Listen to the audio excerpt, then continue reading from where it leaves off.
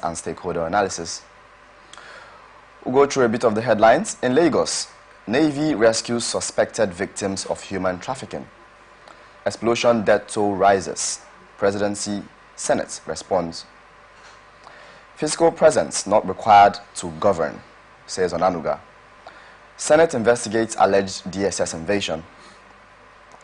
Reps decry late submission of 2025 budget. NASU, SSANU criticized renegotiation process.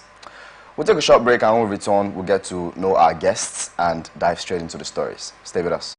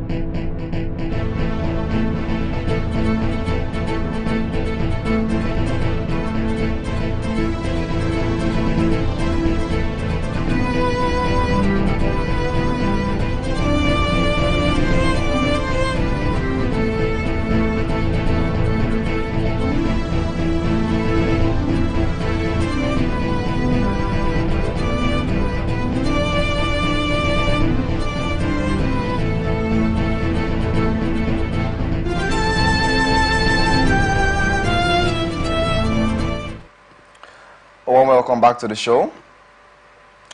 On the show this morning, we have our guests. First, I would like to introduce to my right, Ambassador Ikie Siekie, a public affairs analyst. Ambassador Ikie, how have you been, and how is the day treating you so far? Well, I have not taken my breakfast, so I'm happy to be here. I believe it's a great day. Okay, and to my left, I have Mufasa Enyemosa, a public affairs analyst also.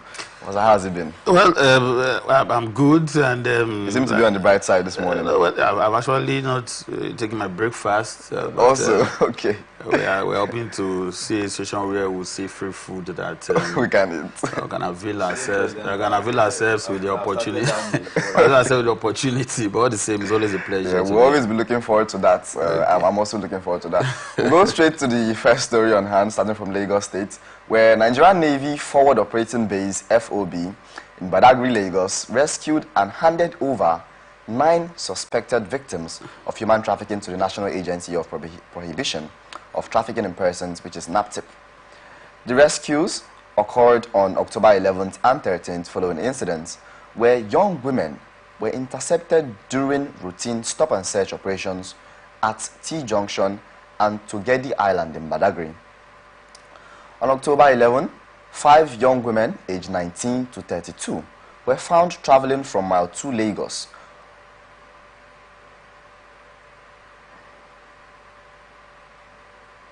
with plans to be transported to the Republic of Benin and Ghana. On October 13th, 4 others aged 19 to 24 were intercepted while en route to Guinea and Togo. The Navy handed over all 9 individuals to NAPTIP on October 15th for further investigation in line with established procedures. This highlights ongoing efforts to combat human trafficking and ensure regional maritime security. We'll first get the 10 cents. I will not say 2 cents because Ambassador Kie is here to give us his in-depth analysis of what he feels, what he thinks about this story. People trying to, I don't know if it's on their own, but they're moving to different countries, some parts of Africa. What do you think about this?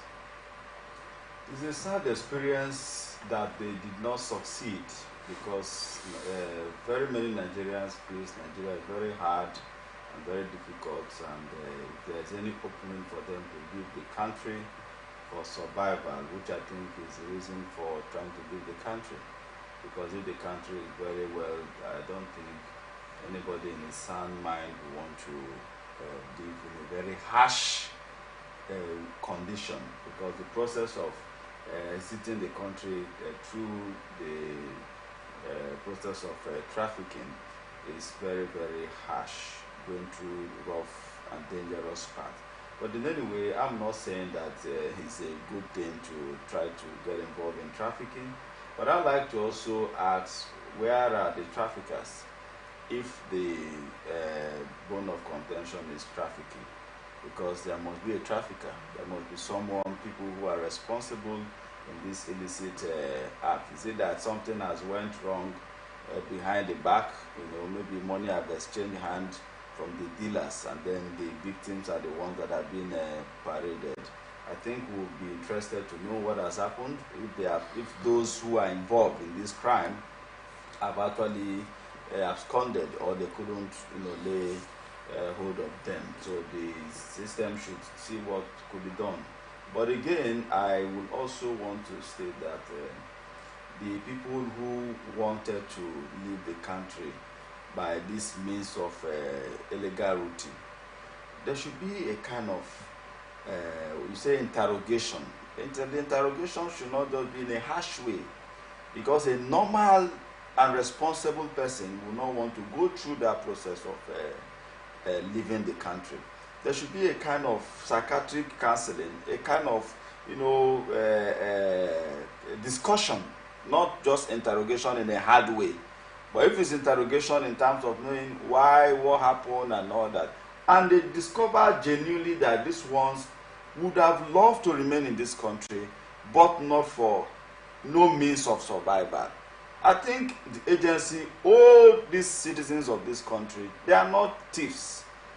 If they interrogate them and discover that sincerely they were not carrying illicit drugs, they were not trying to traffic arms, trying to commit crime, criminal activity, but just wanting to live to survive, I think it should be a big responsibility on these agencies to ensure that these Nigerians, these our beloved brothers and sisters, are well taken care of, so that they will for once have a reason to remain in this country and only travel for the purposes of tourism and in the right way. So I don't want to believe that they should be condemned, they should be killed, they should be imprisoned.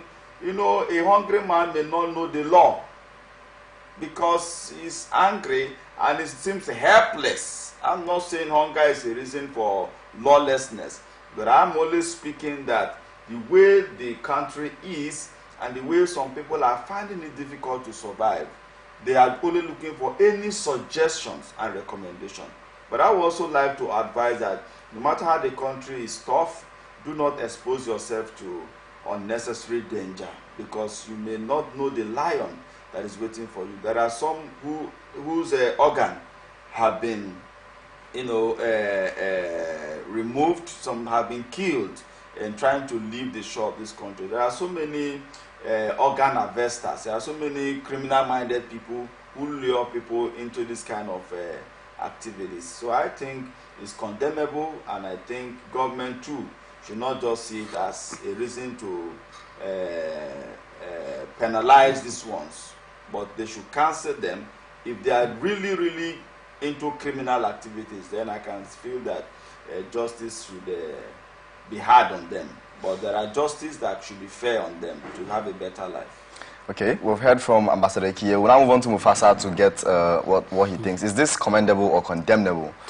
You see, there's a saying that if you have nothing to live for, you will be willing to die for anything. And on this note, I would want to say that I wouldn't know if I would say it's commendable on the part of the Nigerian authority, being the Navy, or I would say it's unfortunate for those people who were living on their own volition. I equally want to believe that I'm not sure any of the people who were discovered were taken, against their will. It wasn't as if they were kidnapped or captured and they were taken. These are people, by one way or the other, may have been completely fed up with, the prevailing circumstances in the country. People used to feel that the grass is greener on the other side, but you can't be too sure. As I said, the desperation has made a lot of people to take decisions regardless of what could be the outcome. The Benin Republic and Ghana and the rest they are going to, is it far better off? But when you don't even have hope in the position that you are right now, you just want to take the risk. That is why I equally want to align with the position of Ambassador Kiye when he said, let us look at it from both angles. Let's look at the intent. What could be the intention? What could have given rise to such, a reckless way of trying to, eke out something for yourself? Well, the story said that the Navy rescued victims, suspected victims of human trafficking. That's rescued. I saw it. Now, when it's rescued, that could be a cashing, headline. Now, if it's a case of which means these guys or these victims or whatever the case may be, they were captured or something. Now, who are the kidnappers? Who are the kidnappers or the people in charge of the trafficking business? We have similar cases in some of these coastal North African countries like Libya and Algeria, where people are loaded in wooden boats and all of that, across the Atlantic Ocean, and So for me, I equally want to appeal to the government. They should have this deep introspection. It's just something that we are not doing right as a country that will make your citizens would want to, whether it's rescue or whatever they want to call it. But I'm aware that there are people who are willing, to submit themselves into slavery just to leave this country. When we were still in primary school, when they were being taught about the history of slave trade and all of that, you have a situation where people come and they cajole our forefathers, and those people give out their children and relatives, to the Western invaders as slaves. And at times you see them struggling not to go. But there was somebody that said jokingly that if today, they bring a ship down to our shores and say people should come out and they want to be used as slaves in Europe and America, it will take up to, a whole day, 24 hours. The entire ship will be flooded with people. That is the extent that the condition of, the standard of living in this country has driven people to get to imagine such a scenario. So, by and large, I'm sure that there are more, that, will be unfolded going forward, because I know there are a lot of other things that we still need to know. This is just one out of several of such events. The Nigerian security apparatus still need to up their game. If it's a case of people being forced, or these are people who willingly want to move just to see how the grass is on the other side.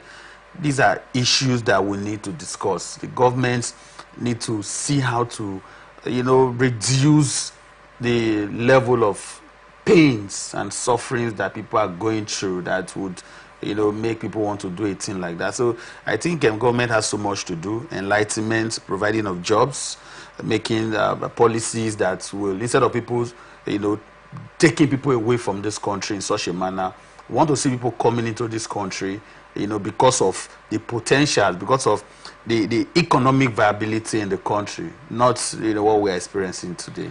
Now, with the fact that the Navy rescued these suspected victims of human trafficking, if logically, if somebody is being trafficked to a different country, there will be the traffickers, possibly on the same boat with them, because the victims barely know where they are going to, and they might not even know the route. The fact that would you not see the arrest of these persons, what do you think about that? That's what I said. Because the headline says they were rescued, and would you not hear that traffickers were arrested? Yeah. You see, that's what I said. There are more to this matter than meets the eyes.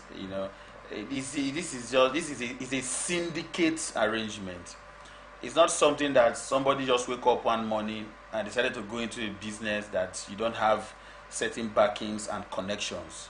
So we expect that, some of these things, needs to be demystified, to the extent that let us know if we still have other groups connected, like a networking kind of arrangement, where people are forced, in quote, forced, that is, if they are actually forced into this kind of venture. But then again, on the flip side, like I've said before, I think in most cases, these are people who willingly, perhaps the pattern, the modus operandi is illegal, because you don't just, pack human beings, people, into a canoe or a boat, as the case may be, and ferry them across, the borders, the boundaries of this country. There has to be the usual paperwork and all of that. It is illegal, but there are a lot of things that we need to look into to find out what gave rise. Are there other, groups that are also into this kind of business? Then, how come the people involved have not been mentioned? I'm not surprised anyway, because we've had issues in this country where things happen and we don't get to see the orchestrator of such events. We have a situation in this country where people brought in adulterated petroleum products. I'm sure you are aware of that scenario, where people, they call it fire. People brought in adulterated petrol into this country that damaged a lot of engines, and up to this moment, we are yet to know those responsible for it. But I think it's not too late to begin to do the right thing. Let us also know who are the people responsible for this arrangement. If it's a cartel, let us know. If it's even a registered travel agents, because some of these people, they have a way of, bypassing the system and getting approval. It's possible.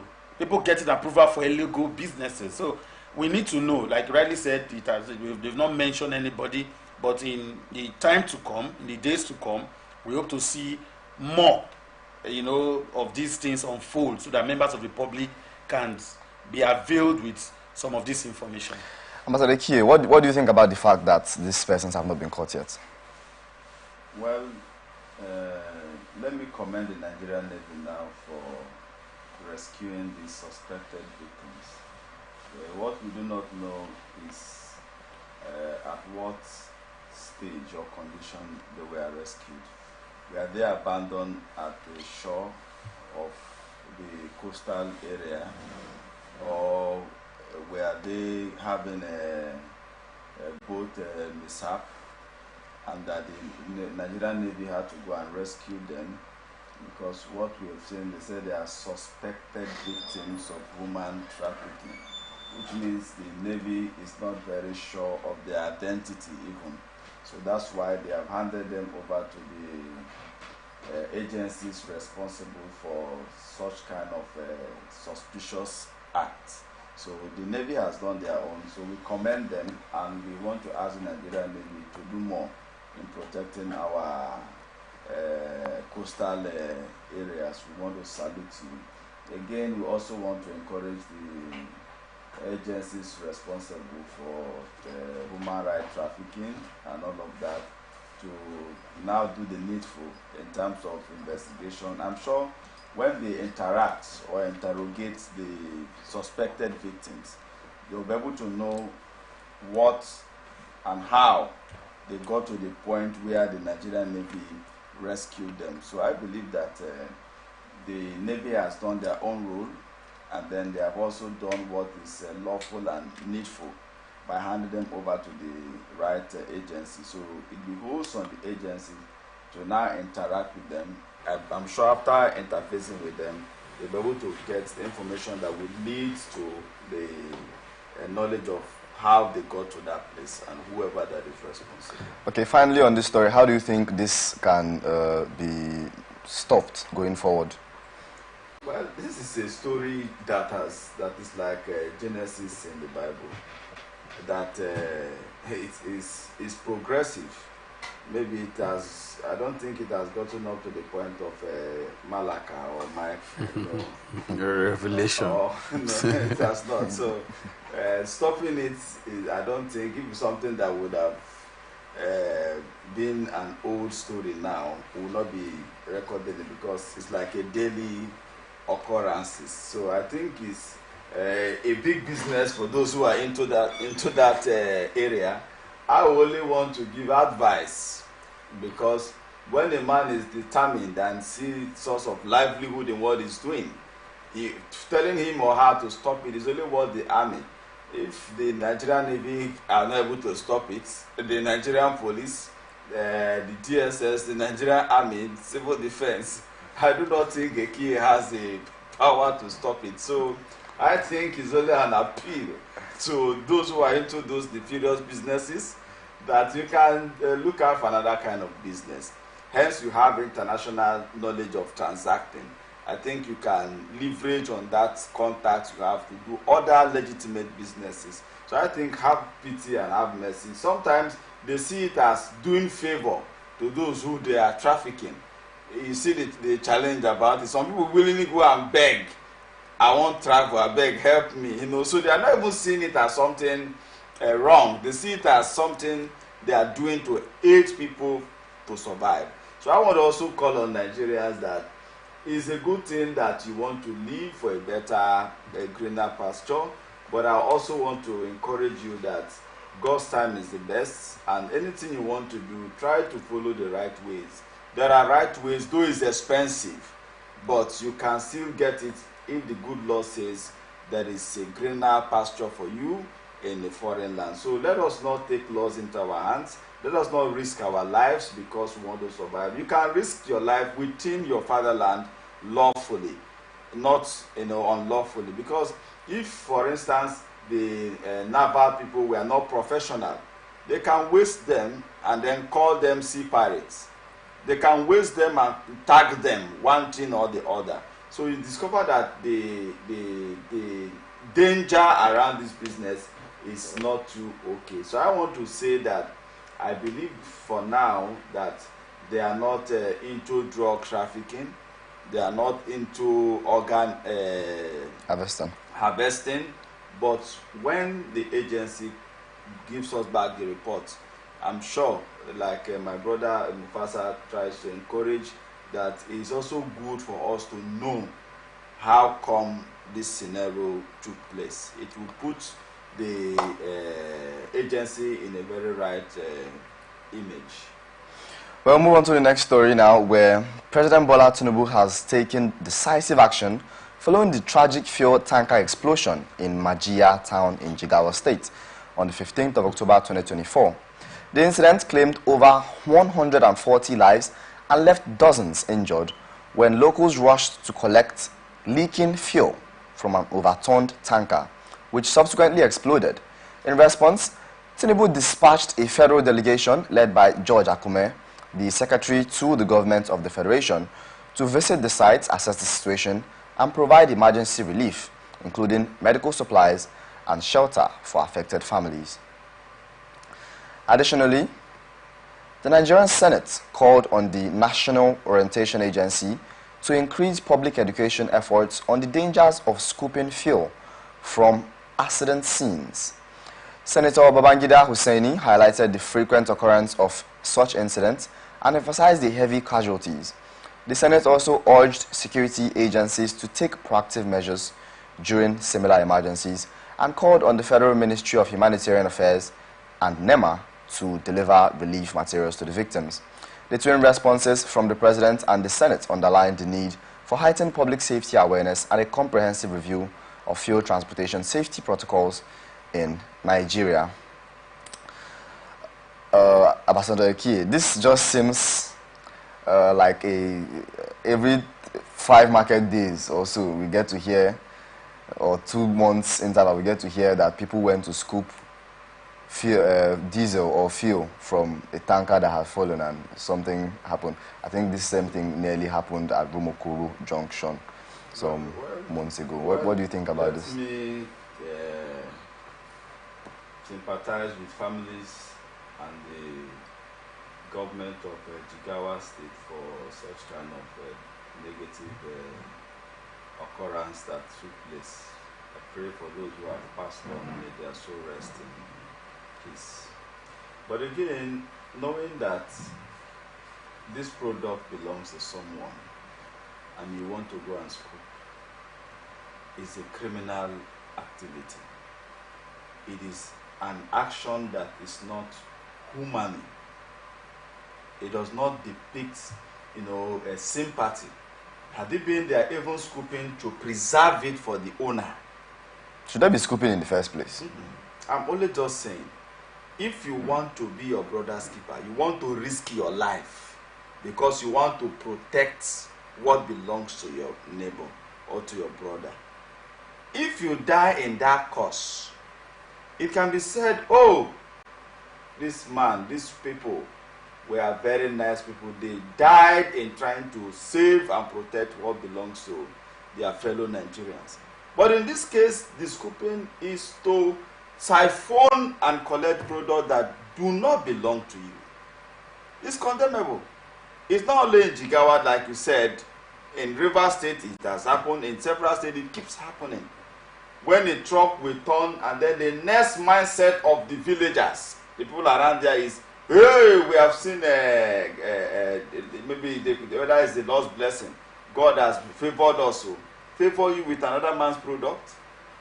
So I want to think that it's not a question of awareness. They are aware that this thing can lead to their untimely death. They are aware that this thing can engulf their lives. Then why do they do it? It is hardship. When I say hardship, a man who feels that this is opportunity to survive, in as much as I said, is a criminal activity, is condemnable. But again, the economic aspect is, try, let me go and collect a drum of 50-liter fuel now, 100 liters. You know how much it is. So they feel that it's an avenue for economic survival. So I want to encourage that this kind of attitude is not good. It's worrisome. When a truck,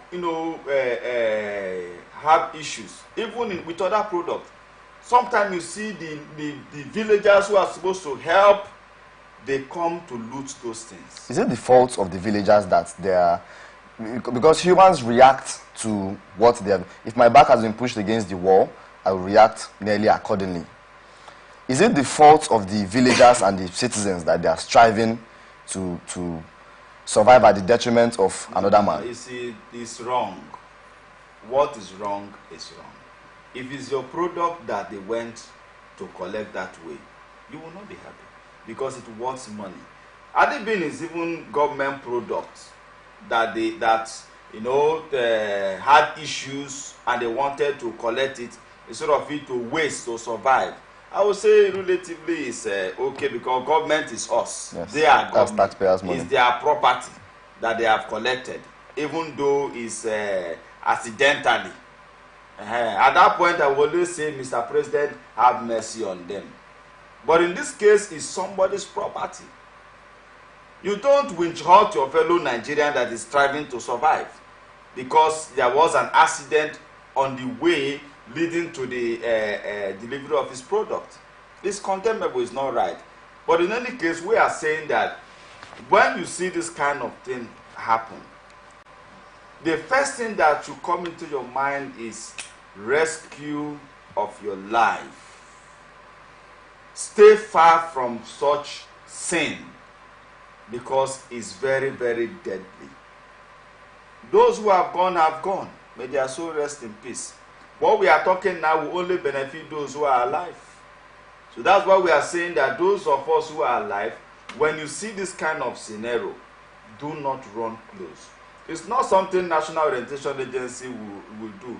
We have a country where even if we are told that this thing is dangerous, as they finish, they say, no, be with they tell, I bet me they talk another thing shift. Because the mindset of the people is made up on what they want to do. So when the mind is made up to carry out an action, whether it's lawful or unlawful, it becomes very immoral heart. So I want to join, to condemn that action is not good. And again, the truck drivers. We have blamed the people to some extent. The truck drivers. Most of these truck drivers are drunkards. I've talked about truck, my interviews with truck driver before here, where police stopped me, and then a truck driver had to hit my car. Instead of going the lane he ought to go, hit my car the early hours of the morning. And then when we reversed to pursue him, and eventually we caught him, he said he was not aware he hit anything. And his mouth was smelling high rate of alcohol the early hours of the morning. That is his conductor that told him that it's like he hit something. You hit car, you did not even know. So what if it's even human being? So like I said, at every point on their way in delivering this product, not just tank for petroleum, all these truck drivers, there should be a psychiatric test on the road. If it is after 30 minutes or 1 hour, at every distance. In fact, there should be I don't know how the best way, but they have the union. But government too should keep up, agencies that will check these guys, because they drive as if they own the road. They drive as if they are abnormal. So I want to also say, those of us that own trucks, let us caution our drivers. They don't have time to interact with them, telling them of the dangers of using alcohol. Some of them cannot drive without alcohol. They will say we need to shine our eye before we move. So we have a whole lot of reckless, actions of our citizens that is risking lives and properties in a very negative way. So it's a sad experience, and we need to repent from it. Knowing the living condition of road users, just when you talk about people that are driving bus alone, it is not very good, the living condition. Then to talk about people that spend days on the road pushing products to different parts of the state, because we heard that this one was coming from a different place. There was even a different instance of one coming from Port Harcourt to a different place that still had issues. What do you think can be done to improve the life of truck drivers? Because they are the backbone of, if they decide they want to stop the vehicle, it will stop. If they decide they want to capsize the vehicle, it will capsize. If they want to get there safely, by God's grace, they will. What do you think are some of the ways that can help to improve their lives, per se? Thank you very much. Let me start by conveying my heartfelt sympathies to the people and government of Jigawa State. It is indeed a very unfortunate situation, and tragic. I am most disturbed that it has become a recurring decimal, because this is not the first, second, or third, and sadly it won't be the last. We're talking about the welfare of truck drivers. I think it's the responsibility of the employers of the drivers to ensure that they get the right and proper welfare.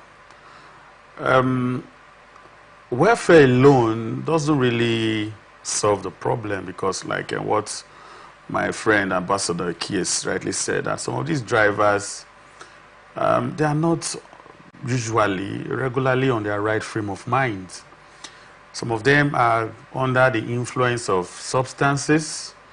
It could be alcohol, it could be some other funny substances that takes away their consciousness, and to a large extent they become a danger to themselves and other road users. And I think that would further solicit for proper orientation and education, as the case may be. I think most of these truck drivers, the only thing they know how to do is just to drive the trucks, and they don't understand that your psyche is also another aspect of driving.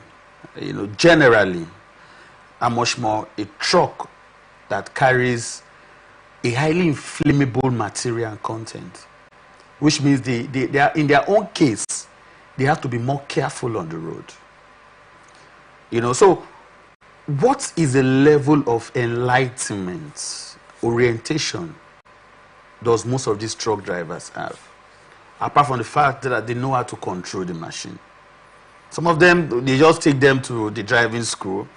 Some of them just, after knowing how to drive, you become a motor boy. You follow the truck for a certain period of time, after which a truck will be handed over to you. No consideration of how does the person think. What should be your frame of mind before you engage that truck and begin to travel across the length and breadth of the country doing your duty. So these are the major issues. That is where the National Orientation Agency, the Federal Road Safety Corps, needs to come in. In fact, before a truck driver should be certified to hit the road, this is not supposed, it shouldn't be a one-off thing. There has to be somebody on the ground to certify that this man is suitable to engage. Of course, you can't tell his actions the moment he leaves the park, because he can be halfway on the road, stop by on one or two of these shekpe joint or whatever they call it, and help himself to one or two. But if we have road safety officers on the road, or agents of government on the road on intervals, yes, they stop you on the road, clear you, and find out your state of mind. It's not the usual, what do you have for us? Even if your mouth reek of alcohol or substance that you shouldn't be taking, they don't care. Their own is when you give them their rights, it could be 200, 100, or 500 as the case may be, they allow you to go. That is one. Another aspect of it is what is the state and nature of our roads. Because I'm aware that even in the one that happened recently on that Eleme section of the East-West Road, it was due to the bad nature of the road. Yes. Truck falling every now and then, some of them empty, some of them with products and all. So these are issues. Then lest I forget, our response to emergency is very, very poor. Because they say if you blame the cats for eating the fish, you equally blame the fish for smelling, which means the fish was not properly kept in a place where it doesn't invite the cats.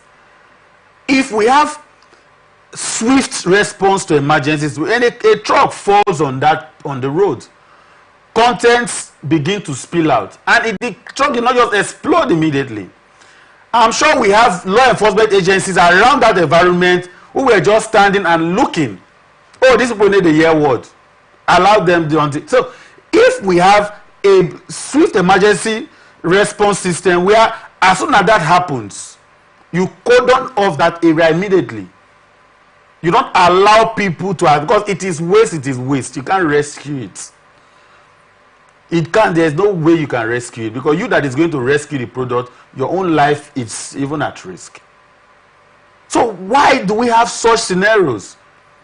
In other civilized climes in Europe and America, even some part of Africa, the moment that thing happens, you see fire service, you see everybody come together as a team, cordon off that area, tie the tapes, and they take action. You don't begin to record this kind of amount of casualty, especially since it's not even the first experience we're having. But what do we get? The same thing happen over and over again, and you don't have to get a different result. We have a situation in this country currently where people are willing to die for anything. By my initial deposition, I said something that if you have nothing to live for, you'll be willing to die for anything. You think they don't know that what they are doing is dangerous to their lives? How much is a liter of petrol? The cheapest you can get is 1,200 naira. So when a man sees an opportunity to get 20 liters for himself and calculate... So possibly you're saying if the price of petrol drops drastically, you think this thing if a liter of petrol, of course some persons are just the way they are, but I'm sure the numbers would be reduced drastically. Because if you go and scoop fuel from the ground, and a liter of fuel in the petrol station is 200 naira, the highest you can sell that yours, it will not be more than 100 naira or 70 naira, because the product is available and it's cheap and affordable. That is one. Then the level of hardship occasioned by the high cost of petroleum products push a lot of people out of jobs, make a lot of people to be hungry. Place it side by side. I have said it before that poverty and hunger is the biggest threat to national security than even the guns and the knives you see on the street. Poverty and hunger. And now it has become a weapon because it has been weaponized by the ruling class. Keep them hungry so that when you throw a corn at them, they rush at it and you can use them to do whatever you want to do. But basically and conclusively, I think the level of awareness, orientation of these truck drivers, I think more has to be done about it. They need to be monitored at all time, even on the road.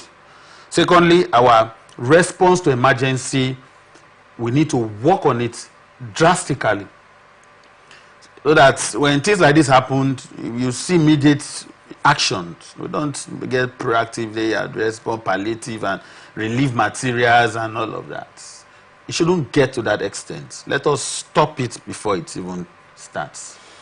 Well, we do hope that the agencies in charge of this and the drivers, the National Union of Road Transport Workers, and every other agency involved in this, and the road constructors also would look into this and make sure that these incidents are reduced greatly. Well, this is Atlantic Blowout in the great city of Port Harcourt at Atlantic Television Network. We'll take a short break, and when we return, we'll get to hear and discuss most of the rest of the stories. Do stay with us. The people of Maiduguri need your help. A catastrophic flood has engulfed the city, leaving over 1 million residents stranded and fighting for survival. Entire communities are submerged, with people trapped inside homes and on rooftops cut off from food, clean drinking water, and essential supplies. Health experts are warning of a potential outbreak of deadly diseases, and medical facilities are out of commission. The situation is dire. Helicopters, boats, and high-riding trucks capable of navigating the treacherous, waterlogged areas are urgently required to reach the countless men, women, and children still awaiting rescue. The Nigerian media is issuing a desperate plea to the government, humanitarian organizations, international actors, and citizens across the nation. Step in now, before it's too late. For more information on how you can help, contact Professor Usman A. Tar, the Honorable Commissioner for Information and Internal Security, Borno State, on 0809-233-3955. Every second counts. This is powered by Atlantic Television Network.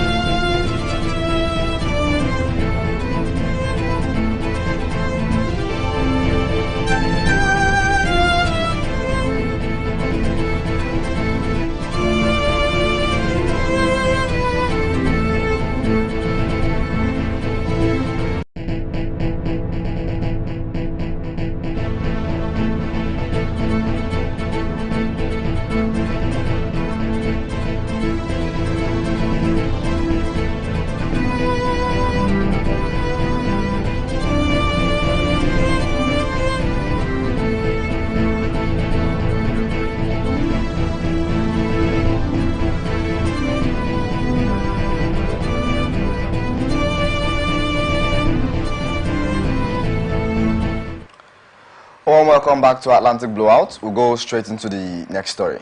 Nigeria's presidency has said that there is no leadership vacuum in the country, even with President Bola Tinubu and Vice President Kashim Shettima already overseas. Bayo Onanuga, special advisor to the President on Information and Strategy, who issued the clarification on Wednesday, said both leaders are fully engaged with the national affairs, despite being outside the country. Onanuga's statement reads, following inquiries by journalists as to who is in charge of our country as the President and Vice President are out of the country, we want to clarify. It is important to note that the President and Vice President are fully engaged with the nation's affairs, even while they are away. There is no leadership vacuum in the country. President Tinubu left the country on the 3rd of October and is on a 2-week working vacation. During this time, he has been answering phone calls and issuing directives on matters of state. He will soon return to the country before the vacation officially expires. The Vice President also departed the country on Wednesday for Sweden on an official visit, working for Nigeria. All state organs are functioning as usual. The Senate President, the Secretary to the Government of the Federation, ministries and service chiefs are all in their respective positions, ensuring the smooth operation of the country. Onanuga recalled that we had a similar situation in 2022 when former President Buhari and former Vice President Osibanjo were found to be simultaneously out of the country. President Buhari attended UNGA 77, while Osibanjo participated in the burial of the Queen Elizabeth II. According to the presidential spokesman, the Constitution, a testament to our adaptability in the virtual age, does not explicitly require the physical presence of either the President or the Vice President in the country at all times to fulfill their duties. Onanuga is not wrong in citing the Constitution. Is it a good thing that both leaders is now like a tradition that when people are elected into office, some months or a year after they leave, both persons leave, the President and the Vice President? What do you think about this, Ambassador Ikie? Well, they have stated the reasons why they travel, and they've also said it's for the interest of Nigeria. I also want to agree that the world is not a global village. The President can communicate issues, responsibilities, directives, wherever he is. And more so, when we talk about the President, we should be talking about the presidency. The presidency is very, very big. We have different agencies under the presidencies that are running the government. So I do not think, for instance, the President resides in Abuja. Location does not determine the efficiency of a leader. The President has, I don't think if he has visited Rivers State up to 2 times since he became President of Nigeria, or 3 times. But Rivers State is moving on. So he being abroad, I don't think if the right informations are given to him and the right manpowers on ground, I don't think it has any effect. But my only prayers is that as the President and the Vice President have traveled, we wish them good health. We also wish them, the wisdom to attract better opportunities for Nigerians, so that the resources put in place for their travel is going to also profit Nigerians. So that when they return back, we said, as I traveled for 2 weeks, I was able to attract this and that and that. The Vice President will also reiterate his own. At that point, we even want them to travel for 1 month. The only people that will miss them most are their wives and children who needs to see their parents every day.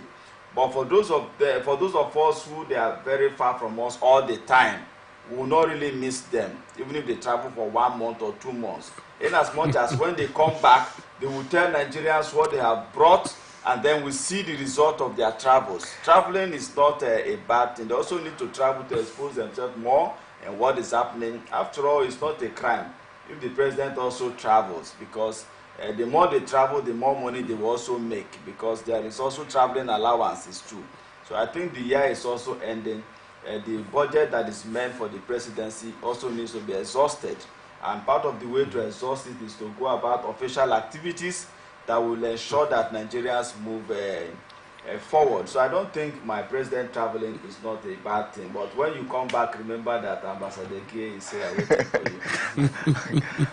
Mufasa, what do you think about this? Are they going to get food for us? Ambassador, you cracked me up there. Well, you know, you want to make references. You know, the special advisor on strategy. She does his office, information and strategy.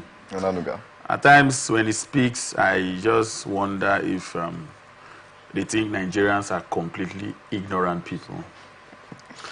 You are making references to former President Muhammadu Buhari and former Vice President Yemi Osibanjo.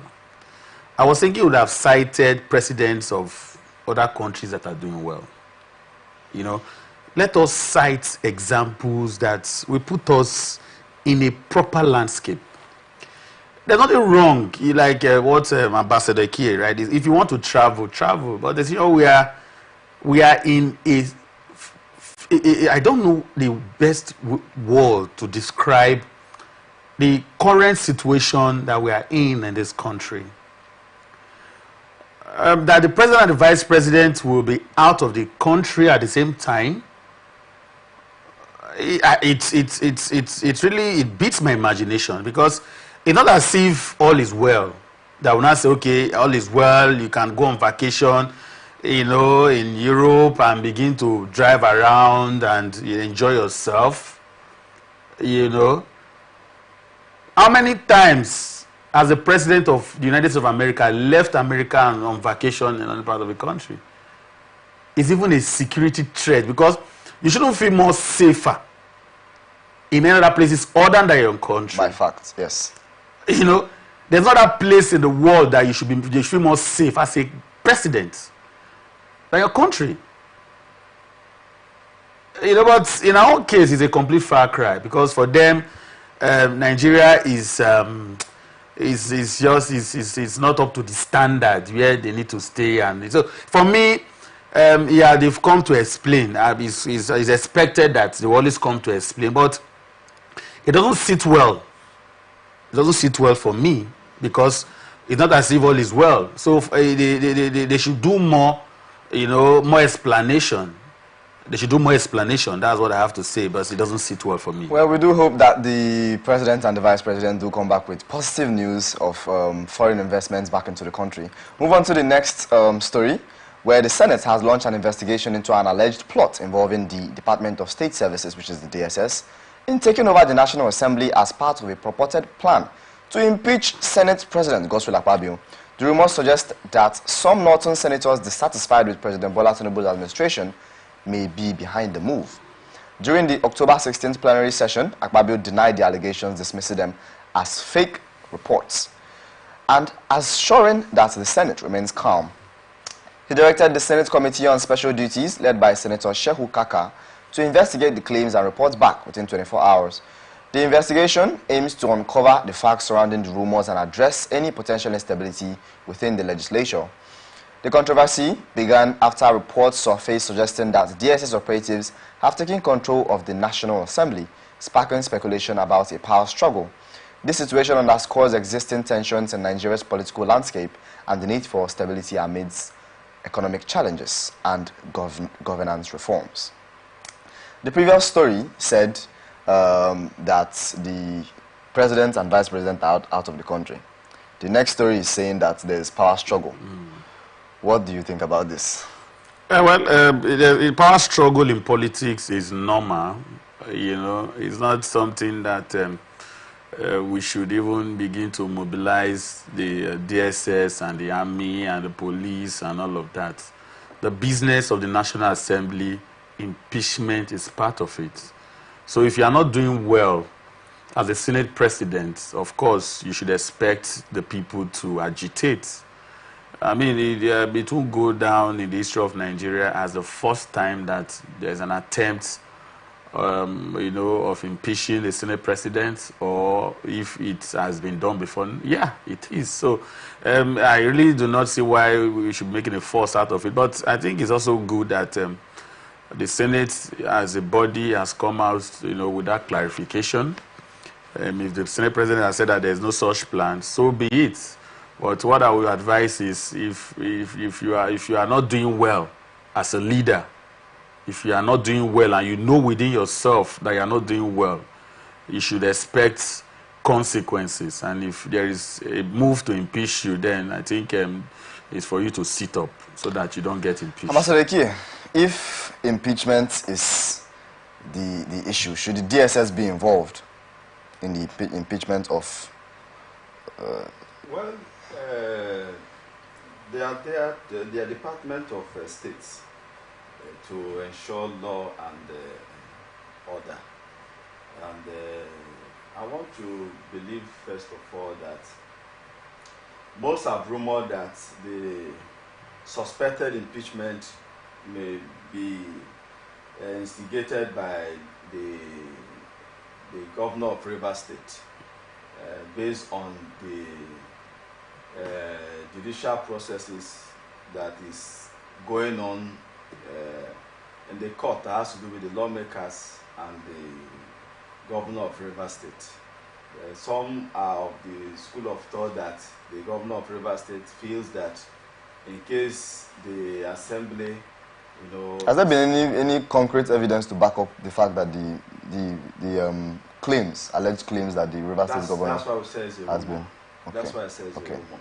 It's a rumor is not the truth or the factual. It's assumptions that the governor of Rivers State feels if he's being impeached, if it comes to that kind of scenario, the Senate President will naturally want to favor his opponents.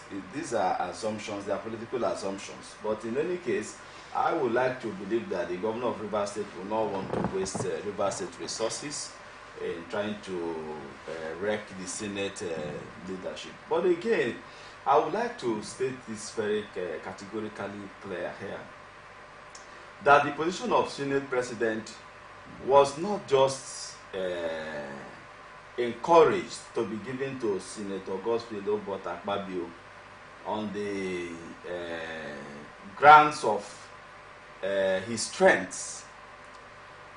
When the election of who becomes the Senate President came up, we had strong Northerners who wanted to be the Senate President. For instance, his major rival, in that contest was Senator Yari, who almost took the day. And for some of us who believe that because of the same faith tickets, where you have the Muslim as the president, you have the Muslim as the vice president, it's raised a lot of worriedness and suspicion on the Christians, who are also, in majority, in majority also in this country, who feels that if the president and vice president has been taken by a Muslim, even though we are not a religious country by constitution, but we know that we are religious people. Now, some of us believe that for Nigerians and the Christians to have, trust in this government, there is need for the Senate President to come to a Christian who is from the South. And then we equally believe that hence Akpabio was running, that because of his past record in Akwa Ibom State, that is a better person. But I also want to plead at this moment that the Senate President, if there are areas you are not performing well, you need to perform well, because you cannot be kept on position on a religious ground and you are not seen to be performing well. So I also want to call on anybody who feels that the Senate President should be impeached to be patient because of our religious coloration in this country, that we should allow the Senate President to finish his tenure, and then having said that the Senate President should live up to his responsibility, let the Northerners wait for their turn. At this time is the turn of the Southerner to become the Senate President. It will be wrong for a Northerner to want to become a Senate President at this point in time. It's like fueling crisis. So the suspicion on the issue of same-faith ticket has been reduced by the SGF, George Akume, a Christian from the North Central, being made the SGF, and then Akpabio being made the Senate president have reduced that suspicion. So let us not activate what was negative to this country and to this government. So I would like to say, Mr. Senate President, live up to your expectation. Every northern senator and lawmaker, wait for your turn. It's the turn of Southerners to become a Senate President, and Akpabio should complete his tenure. Well, we have heard from Ambassador Ikie. Move on to the next story, where the House of Representatives has urged President Bola Tinubu to submit the 2025 budget proposal to the National Assembly without further delay. The resolution followed a motion by Clement Jimbo, a lawmaker from Akwa Ibom, during Wednesday plenary session. Jimbo highlighted the President's obligation under Section 11, subsection 1B of the Fiscal Responsibility Act 2007 to submit the medium-term expenditure framework at least 4 months before the new financial year. The MTEF, which outlines revenue, expenditure and budgetary policies for the next 3 years, must precede the budget proposal. The lawmakers expressed concern over the delay in submitting both the MTEF and the budget, emphasizing the National Assembly's constitutional role in overseeing budgetary appropriations. The House adopted the motion through a voice vote, and Speaker Tajuddin Abbas directed relevant committees to ensure compliance within 2 weeks. Ambassador Kie, the president is not in the country. It's not the president that prepares the budget. Like I said, the presidency is an institution. So even if the president is the one that ought to, our budget is being prepared. Why are these lags still going back to being tied to him? No. You see, he's the one that we officially come to present it to the National Assembly. But the composition, in person. Yes, the composition of the budget, inclusion of even the Senate, even the National Assembly, they will make their inputs, and every agencies of government will put in, is the working document of the country. So what they are only asking is that Mr. President speedize the process of budget presentation, which is not wrong. I want to commend the National Assembly for reminding Mr. President of his obligation in terms of presenting the budget. So I would like to say that agencies that are supposed to put up what is needful for the budget to be ready, so that our president will not be ridiculed, try and do the needful. And I believe that as the president is returning back, he will be more stronger and more able, and then he will look at the issue of the budget and do the needful. So it's not out of place for the National Assembly to remind the president to do the needful. We'll move on to the next story now, where the Non-Academic Staff Union of Education and Associated Institutions, which is NASU, and the Senior Staff Association of Nigerian Universities have voiced dissatisfaction over the inauguration of a renegotiation committee by the federal government to address the contentious 2009 agreement with university unions.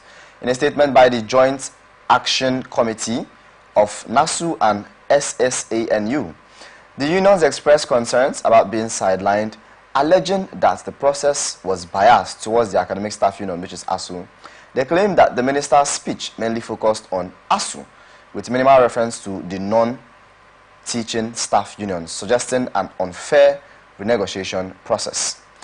The unions have been calling for a renegotiation very recently, and the minister has come out to speak to them, but he's mostly talked about ASU and not other. This has sparked worry from other bodies and agencies that are concerned with education. What do you think about this? You see, I think their worries are valid.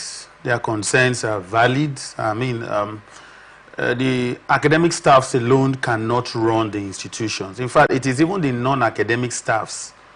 They are the ones that are running the institutions. And for that singular reasons, I think they should be treated with care and consent. If there are agreements that have been made in the past that borders on their welfare, I think those agreements should be met. And if there are issues that needed to be discussed that concerns the academia, I think it will not be out of place if these people are carried along. You see SANU, you see NASU, without them, these institutions cannot run. Just like the health sector, where you have the nurses and other health attendants, at times they get angry because people feel that it's just the doctors alone that are the ones that should be, celebrated, and treated with care and caution. So in the case of the universities, I think, like I've said before, their concerns are valid.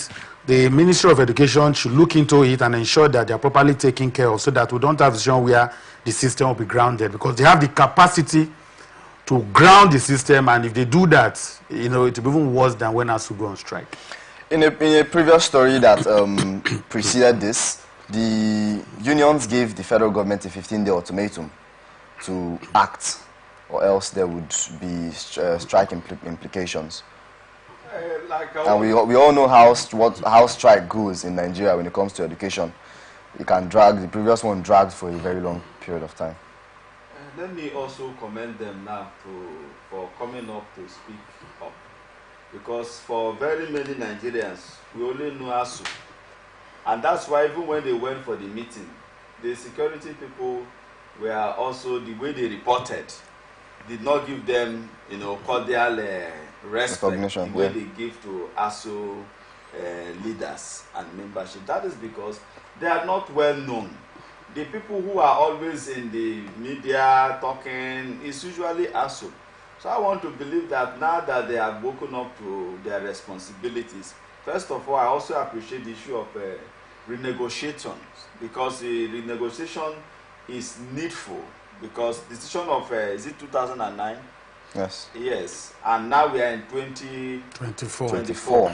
So many things have over 15 years. Yeah, so many things have changed. Technology has been advanced. So let me commend the federal government and the both parties who are willing for renegotiation. It's a good thing, but again, it is not good for any of the union that are stakeholders in this education industry to be treated with liberty. They are also stakeholders in this industry, and if we are talking about renegotiation of their welfare, renegotiation of activities and actions and programs, that the integral aspect of it, give them that opportunity. And I also want to say, let us not always wait for actions before we can resolve issues. It's always unfortunate, like I said, I will always repeat again, that we have a country that you are only valued based on your capacity to breach security, based on the violence nature that you have. That's only when leaders take you serious. But when you conduct yourself lawfully and gently, it looks as if you are stupid, you are foolish, and you are not reasonable. So I think also have shown some level of rascality in some areas, positive rascality anyway. And then I also feel that the non-academic staff are expected to show some rascality too. But I want to encourage this government, Minister for Education, the stakeholders who were in that meeting, not to encourage continual rascality, so that things will get